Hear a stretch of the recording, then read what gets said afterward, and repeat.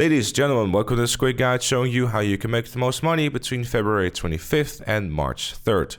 First up, obviously the Rico heist is still going to be your best bet in a money per hour perspective. So if you have $2.2 million and you haven't played it yet, then well, go and do that. If you need help with the Rico heist, then make sure to check out the guide that I've made for it in the eye in the top right of your screen. If you don't have the money for this, or just simply want to have a change of pace because you've been doing nothing but playing this heist, then don't worry, there's also other options which I will discuss in this guide. First up, special cargo. If you don't already own a CEO office or a special cargo warehouse, then this might be worth the investment depending on how much money you have and how much you're planning on playing. The CEO office I recommend is Maze Bank West. It's the cheapest office out there, and this week especially it's a whopping 60% off, which will mean that it will only cost you $400,000. There's also plenty of warehouses around to choose from, so if you're looking to get yourself the two cheapest large warehouses, then get yourself Cypress Flats and West Vinewood. For medium warehouses, this would be El Burro Heights and Del Perro. However, considering the fact that warehouses are 50% off this week as well, it's very much worth looking into getting a large warehouse instead of a medium one. But since I can't really look into your GTA Online wallet, I'm gonna leave it up to you. It is worth noting though that the more crates you have, the more multiplier in terms of value you will get. Strength in numbers. To fill up a large warehouse, you will take about 5 to 10 hours, depending on how fast you are and what kind of equipment you have at your disposal. If you don't have these kinds of funds and you want to spend less time, then a medium warehouse can be okay too. Like I said before, essentially what you'll use your warehouses for, if you're purely in it for the money, is getting enough together to get yourself the casaca so you can do the Rico heist. And some of the nice things about a medium warehouse is that you can still make a good chunk of change out of it, and it also doesn't take as long as filling up a large warehouse. The ideal situation, however, is that you will have two warehouses, and whether that's two large warehouses or whatever combination, the main goal really is eliminating the 5-minute cooldown for every next source mission. So if you don't have a second warehouse yet, consider getting one, as well as buying the armor upgrades for your sell vehicles if you plan on using the high demand cash bonus to make some extra easy money for simply selling in a populated lobby.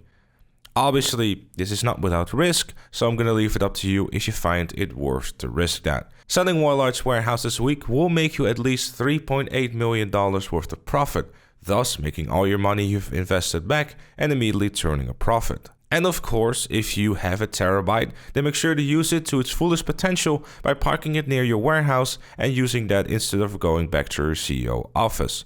Or if you happen to have an arcade with a master control terminal, then use your arcade instead of your CEO office to save yourself some time as well. If you don't have a terabyte or a master control terminal, then it might be worth investing into for future endeavors, but this will cost you another $1 to $2 million. And if you're going to have to choose this week, I'd say go with a terabyte. In either case, waiting for a sale on them is preferred. Everything this week will come down to how much time you're willing to spend making money. And of course, considering the fact that Rico is a thing, you might want to be careful with spending too much of the earned money you have, because obviously if you're purely in it for the money, Rico is going to be king. If you don't want or can't get a second warehouse, then you can also decide to do a quick VIP work mission in between the source missions. Your best options are going to be Headhunter and Hostile Takeover, and they will make you about $20,000 in a few minutes. As a side note, if you get 3 crates instead of a van, in my opinion, it's better to destroy 2 crates and then just simply take one with you, as it's much quicker than going back and forth for what only is a loss of $12,000, which is very neglectable after you're just selling over 3 million. However, of course, if these crates are super close to your warehouse, then obviously it's very much worth going back and forth for. But if it's 2 miles or something away, it's just gonna take way too much time. If your skin crawls at the thought of crates or just simply don't have the money to invest into them, then don't worry. Simeon's skin does crawl too, but for different things, which I can't mention or else this video will probably get demonetized. So if you feel like helping him out, then he will offer you double money for it too. The best missions for him to play for the most money will be his repo missions. You can recognize them very simply by just having Rico dash and then the mission name. For those racing enthusiasts out there, stunt races are also double money this week, so if you're decent at races or just simply enjoy them, then that would also be a good option to choose from.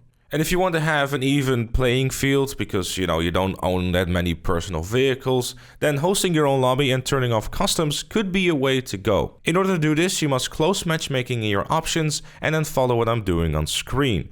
When you do so, you will host your own lobby. And in order to have people actually join you while hosting your own lobby, you will first have to do a quick solo race in order to make your lobby active and have the game recognize it as such, thus allowing people to join. Non-contact races might be a good idea too for those people who don't really respect personal space and think that go-karts are actually meant to be used as bumping carts.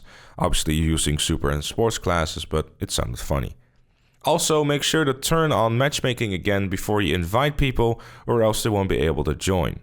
Overall, stunt races are a great way of making money this week, but it's definitely an option for those who can handle themselves in a race. If you are one of those people, then you can earn up to $72,000 for simply winning a race, depending on how many players there are and how much time was spent in the race. And for completion's sake, you want to try and target to have 16 players in your lobby and make the race go for about 4 minutes, but the maximum payout will be hit at 8 minutes. The best cars to use inside of stunt races are going to be the Devesti 8 and the Krieger in the super class, because especially the Devesti 8 is great in tubes. And for the sports class, your best friend is going to be either the Pariah or the Italy GTO. The Italy GTO being the best for the races with a lot of tubes. Be careful though, that you don't overshoot the ramps and the jumps, because these tracks were definitely not made for vehicles this fast.